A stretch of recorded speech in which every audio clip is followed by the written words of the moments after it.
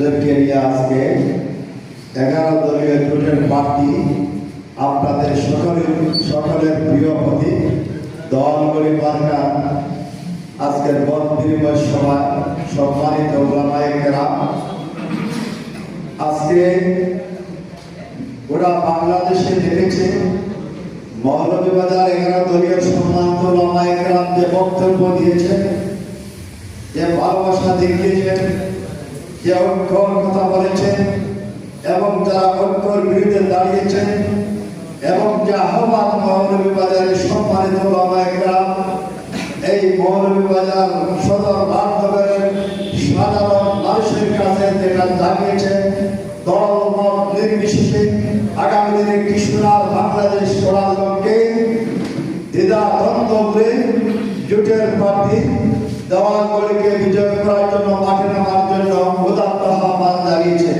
আপনারা জানেন বিশিষ্ট আলিমেদিন বাংলাদেশ খেলাফত মজলিস মৌলভীবাজার জেলা শাখার মোহতারাম সভাপতি, বাংলাদেশ খেলাফত মজলিসের কেন্দ্রীয় নির্বাহী সদস্য মুফতি হাবিবুর রহমান সাহেব বলেছেন ওনার দলের মৌলভীবাজার সদর রাজনগরের সকল নেতা কর্মী জোটের পক্ষে নামিয়ে দেওয়ার জন্য আহ্বান জানিয়েছেন।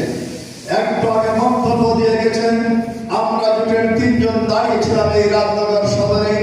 বাংলাদেশ খেলাফত মজলিসের লুৎফুর রহমান কামালি ভাই কেন্দ্রীয় সংগঠনকে সম্মান করে, জোটকে সম্মান করে, জোটের ঐক্যকে মেনে ওনারা প্রত্যাহার করেছেন। আমাদের বিশিষ্ট আলিমুদ্দিন শেখ মাওলানা আব্দুর রহিম সাহেব উনি গুরুত্বপূর্ণ বক্তব্য দিয়েছেন। বাংলাদেশের ঐতিহাসিক মাদ্রাসা বরমানা মাদ্রাসার প্রতিনিধি মাওলানা সাইফুর রহমান মক্কি সাহেব বরনার পক্ষ থেকে বক্তব্য দিয়েছেন।